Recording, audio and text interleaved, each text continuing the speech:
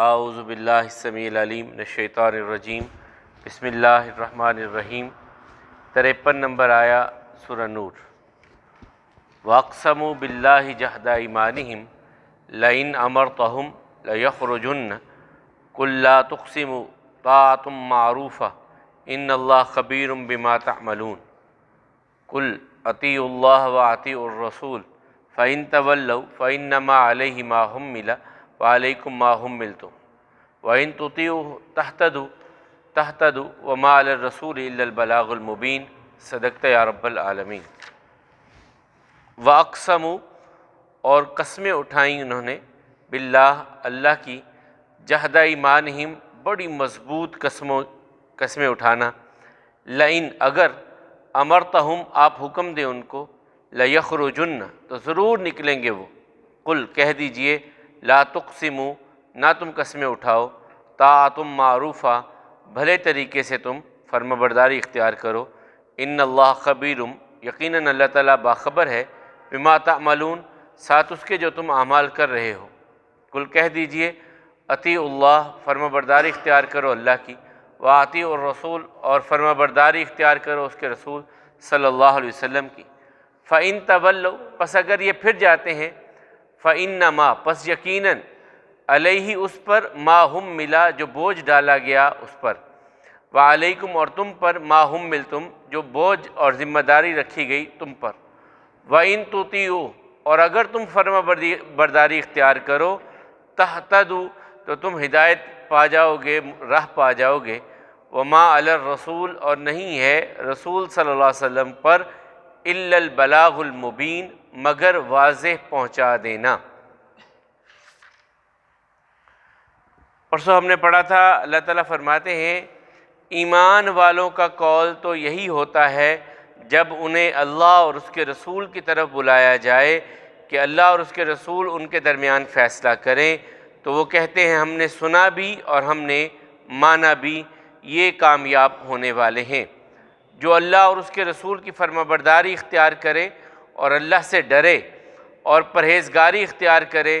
یقیناً یہی کامیاب ہونے والے ہیں۔ اس کے بعد اللہ تعالیٰ منافقین کا طریقہ اور ان کا رویہ بیان کر رہے ہیں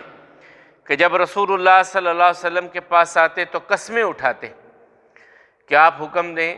مثال کے طور پہ رسول اللہ صلی اللہ علیہ وسلم نے کہا بھی جہاد کے لیے فلاں علاقے میں جانا ہے، تو آ کر کے پہلے بہانے کرتے، جانے کا دل بڑا کرتا تھا، آپ کے ساتھ جاتے، جہاد پہ نکلتے، یہ کام کرتے وہ کرتے، لیکن کیا کریں، یہ مجبوری یہ مجبوری یہ مجبوری، یہ پوری لسٹ سنانے کے بعد پھر کہتے اگر آپ پھر بھی کہتے ہیں تو ہم چل پڑتے ہیں۔ تو رسول اللہ صلی اللہ علیہ وسلم کے بارے میں اللہ تعالیٰ کہتے ہیں جو پہلے انہوں نے حکم دیا تھا وہ کیا تھا، نکلنے کا حکم دیا تھا، پہلے بہانے کرتے کرتے کرتے اب یہ چاہتے ہو کہ رسول اللہ صلی اللہ علیہ وسلم تم میں سے ہر ایک کے لیے علیحدہ علیحدہ بات کریں؟ جب ایک امیر ہیں، ایک رسول ہیں، اللہ کے پیغمبر ہیں، انہوں نے بات کہہ دی، وہ حکم کا درجہ ہے، تمہیں کوئی علیحدہ سے کہیں وہ؟ تو اللہ تعالیٰ کو یہ بات ان منافقین کی پسند نہیں آئی، تو اللہ تعالیٰ کہتے ہیں وَأَقْسَمُوا بِاللَّهِ جَهْدَ أَيْمَانِهِمْ بڑی مضبوط، بڑی پکی اپنی طرف سے پورا زور لگا کر کے وہ قسمیں اٹھاتے ہیں اللہ کی۔ لَئِنْ أَمَرْتَهُمْ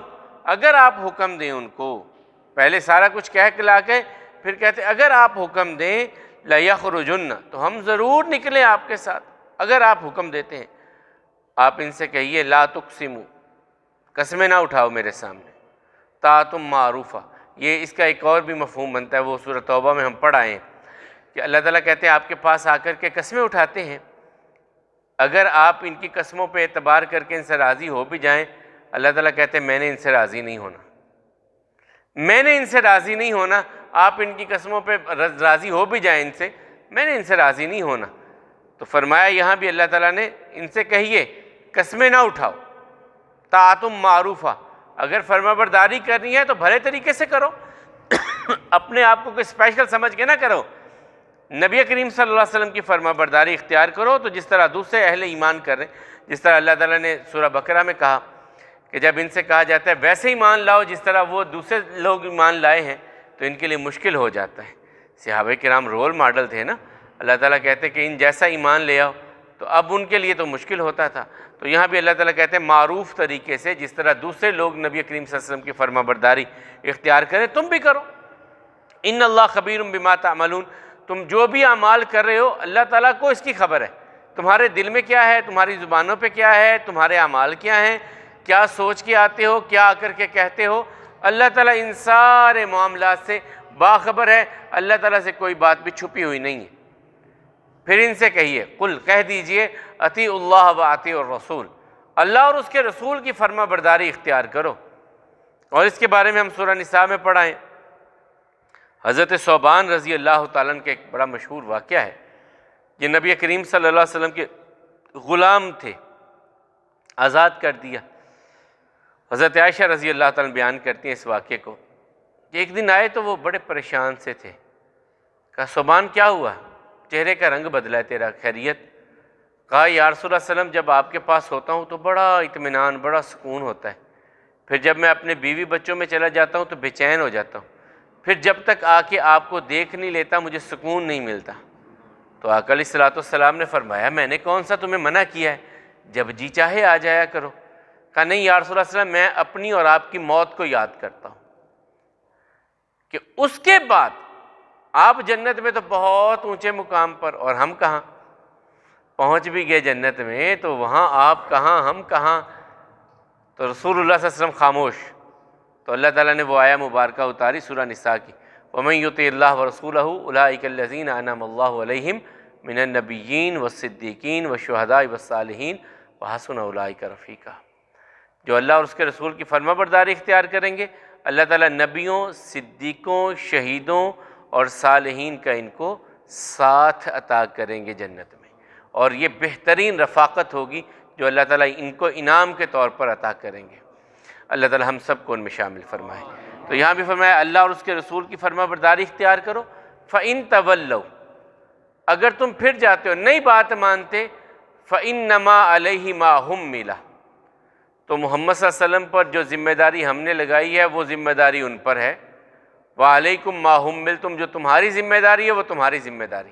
رسول اللہ صلی اللہ علیہ وسلم کی ذمہ داری ہے پہنچانے کی، یہ آخر میں آئے گا اِلَّا الْبَلَاغُ الْمُبِينَ کے ضمن میں، وہ جہاں آگے ہم سورہ غاشیہ جو ہر جمعہ میں پڑھتے ہیں، فَذَكِّرْ إِنَّمَا أَنْتَ مُذَكِّرٌ، آپ نصیحت پہنچا دیجئے، آپ کی ذمہ داری نصیحت پہنچانے کی ہے۔ آگے یہ عمل کرتے ہیں کریں، نہیں کرتے نہ کریں، آنا میرے پاس، یہ بھاگ کے کدھر چلے جائیں گے، پھر ہم حساب لے لیں گے، پھر ہم حساب لے لیں گے ان سے، جائیں گے کدھر یہ بھاگ کر کے۔ تو یہاں بھی اللہ تعالیٰ کہتے ہیں میرے رسول کی ذمہ داری وہ ہے جس کا ذمہ دار میں نے ان کو بنایا ہے۔ اسی لیے تو رسول اللہ صلی اللہ علیہ وسلم نے پھر وہ میدان عرفات میں جو سوال کیا تھا صحابہ کرام سے، لوگوں کل اللہ تعالیٰ تم سے میرے بارے میں پوچھیں گے کہ میں نے اپنی ذمہ داری ادا کی کہ نہیں کی، تم کیا گواہی دو گے کل اللہ تعالیٰ کی بارگاہ میں میرے بارے میں؟ تو سب نے کہا تھا آپ نے پہنچایا ہی نہیں، پہنچانے کا حق ادا کیا ہے۔ کہا یا اللہ تو بھی گواہ رہ، یہ یہاں گواہی دے رہے ہیں کہ میں نے تیرا دین ان تک صحیح طور پہ پہنچایا ہے۔ تو اللہ کے حبیب علیہ السلام نے پھر وہاں پر کہا یا اللہ تو بھی گواہ رہ اور تم بھی گواہ رہنا۔ تو یہاں اللہ تعالیٰ کہتے ہیں فَإِنَّمَا عَلَيْهِ مَا حُمِّلَ، تو ان پر وہی ذمہ داری جو ان کی ہے، اس کا ان کو اسی کے بارے میں سوال کیا جائے گا، پوچھا جائے گا۔ وَعَلَيْكُمْ مَا حُمِّلْتُمْ، تمہاری ذمہ داری ہے کہ تم نے رسول اللہ صلی اللہ علیہ وسلم کی فرما برداری اختیار کرتے ہوئے اپنی زندگی اب ان کے احکامات کے تابع گزارنی ہے، اس کے بارے میں تم سے پوچھا جائے گا کہ تم نے زندگی اس طرح گزاری کہ نہیں گزاری، یہ تمہاری ذمہ داری، اپنی ذمہ داری۔ ہمارے ہاں معاشرے میں سب سے بڑی خرابی کیا ہوتی ہے، ہم دوسروں پر نظر رکھتے ہیں کہ اس نے میرے ساتھ یہ کیا، اس نے میرے ساتھ یہ کیا، ہم یہ نہیں دیکھتے میں نے کسی کے ساتھ کیا کیا، میرا رویہ کیا تھا، میں نے کیا کیا۔ جب ہم اپنے بارے میں سوچنے لگ جائیں کہ میں نے کیا کیا، مجھ سے کیا غلطی ہوئی، تو انسان بن جاتا ہے۔ جب یہ سوچے کہ مجھ سے کہاں غلطی ہوئی، جب کہے گا فلانے کی غلطی، فلانے کی غلطی، فلانے کی غلطی، پھر معاملات نہیں سدھرتے۔ جب کہے گا میری غلطی کیا تھی، مجھ سے کہاں غلطی ہو گئی، اور یہی انسان کو سوچنا چاہیے کہ مجھ سے کہاں کیا خطا ہوئی ہے۔ جب یہ انسان سوچنے لگ جائے تو انسان کے لیے جنت کے راستے بڑے آسان ہو جاتے ہیں کہ کہاں مجھ سے کون سی خطا ہو گئی، کون سی غلطی مجھ سے ہو گئی۔ غلطی تو شیطان سے بھی ہوئی، وہ اڑ گیا، کہا میری نہیں غلطی، میں تو ہوں ہی اعلیٰ۔ آدم علیہ السلام سے انہوں نہیں اڑے، نہیں یا اللہ مجھے، میں نہیں کہتا کہ اس نے قسمیں اٹھائی تھی اس لیے میں طویل کرتا ہی نہیں، میں بہانے کرتا ہی نہیں، مجھے بتا دے معافی کیسے مانگنی ہے۔ آدم علیہ السلام نے کوئی شیطان تو بہانوں میں چلا گیا نا، آدم علیہ السلام نے کوئی بات نہیں کی، یا اللہ آپ مجھے بتا دیں کیسے معافی مانگنی ہے، ہو گئی غلطی جیسے بھی ہو گئی، شیطان نے قسمیں اٹھا کے کی، کچھ بھی کروا دیا، مجھ ہو گئی، اب مجھے یہ بتائیں کہ میں معافی کیسے مانگوں۔ پھر اللہ تعالیٰ نے کلمات سکھائے، معافی مل گئی۔ تو یہ نہیں سوچنا چاہیے کہ یہ مجھ سے غلطی فلانے نے کروا دی، فلانے نے کروا دی، ہو گئی، معافی مانگ لو اللہ تعالیٰ سے۔ تو اللہ تعالیٰ فرماتے ہیں وَعَلَيْكُمْ مَا حُمِّلْتُمْ، تمہاری ذمہ داری وہ ہے جس کا تم پر بوجھ ڈالا گیا ہے، جو ذمہ داری تمہاری ہے وہ تمہاری ذمہ داری ہے۔ وَإِن تُطِيعُوا، اگر تم فرما برداری اختیار کرتے ہو، تہتدوا، تو پھر تو تم ہدایت یافتہ ہو۔ اگر تم ان کی فرما برداری اللہ اور اس کے رسول کی اختیار کرتے ہو پھر ہدایت والے ہو، اگر ان کی فرما برداری نہیں ہے پھر تمہارے دعوے ہدایت کے ہو سکتے ہیں، ہدایت نہیں ہو سکتی۔ دعوے جتنے مرضی کرتے چلے جاؤ، ان دعووں میں حقیقت کچھ نہیں ہوگی، وہ ہم خالی دعوے ہی دعوے ہوں گے۔ وَمَا عَلَى الرَّسُولِ إِلَّا الْبَلَاغُ الْمُبِينُ، اور ہمارے رسول کی صلی اللہ علیہ وسلم کی ذمہ داری تو یہ ہے کہ واضح طور پر اللہ کے احکامات تم تک پہنچا دیں، اللہ کے احکامات واضح تم تک پہنچا دیں، یہ ان کی ذمہ داری ہے۔ عمل کرو گے تو تم ہدایت پا جاؤ گے، نہیں کرو گے تو ضلالت اور گمراہی میں چلے جاؤ گے، اس کا جواب تمہیں دینا پڑے گا۔ اور یہ قسمیں اٹھاتے ہیں اللہ کی بڑی مضبوط قسمیں کہ اگر آپ ان کو حکم دیں تو یہ آپ کے حکم پر نکلیں جہاد کے لیے، ان سے کہیے قسمیں نہ اٹھاؤ، اچھے طریقے سے فرما برداری اختیار کرو، اللہ تعالیٰ جانتے ہیں جو بھی تم اعمال کر رہے ہو، ان سے کہیے اللہ اور اس کے رسول کی فرما برداری اختیار کرو۔ پھر اگر یہ پھر جائیں تو آپ کی ذمہ داری جو ہے وہ آپ کی ذمہ داری، اور جو ان کی ذمہ داری ہے وہ ان کی ذمہ داری، اور اگر یہ آپ کی فرما برداری اختیار کریں تو ہدایت پائیں گے، اور ہمارے رسول کی ذمہ تو صرف واضح طور پر پہنچا دینا ہے۔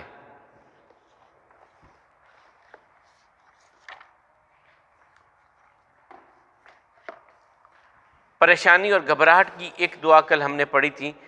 کہ اے اللہ نہیں کوئی عبادت کے لائق مگر آپ عظمت والے ہیں، بردبار ہیں، اے اللہ آپ کے سوا کوئی عبادت کے لائق نہیں ہے، آپ عرش عظیم کے رب ہیں، اے اللہ آپ کے سوا عبادت کے لائق نہیں، آپ آسمان اور زمین اور عرش کریم کے رب ہیں۔ پھر نبی کریم صلی اللہ علیہ وسلم کبھی پریشانی اور گھبراہٹ میں یہ پڑھنے کے لیے کہتے ہیں اللہم رحمتک ارجو فلا تکلنی الی نفسی طرفۃ عین واصلح لی شأنی کلہ لا الہ الا انت۔ اللہم، اے میرے اللہ، رحمتک، تیری رحمت کی، ارجو، میں امید رکھتا ہوں، فلا تکلنی، پس نہ سپرد کرنا تو مجھ کو، الی نفسی، میری اپنے نفس کے، طرفۃ عین، آنکھ کے جھپکنے کے برابر بھی، وَأَصْلِحْ لِي، اور درست کر دے میرے لیے، شأنی، میرے معاملات کو، کلہ، سب کے سب، لا الہ، نہیں کوئی عبادت کے لائق، الا، مگر، انتا، تو ہی۔ اللہم، اے میرے اللہ، رحمتکا، تیری رحمت کی، ارجو، میں امید رکھتا ہوں، فلا، پس نہیں، تکلنی، سپرد کر مجھ کو، الا، طرف، نفسی، میری نفس کے، طرفۃ عین، آنکھ کے جھپکنے کے برابر بھی، وَأَصْلِحْ لِي، اور درست کر دے میرے لیے، شأنی، میرے معاملات کو، کلہ، سارے کے سارے، لا الہ، نہیں کوئی عبادت کے لائق، الا انتا، مگر تو ہی۔ اللہ احکم الحاکمین ہم سب کو ہمارے اپنے نفسوں کے شر سے محفوظ فرمائے۔ اقول قولی ھذا والحمد للہ، استغفر اللہ لی ولکم ولسائر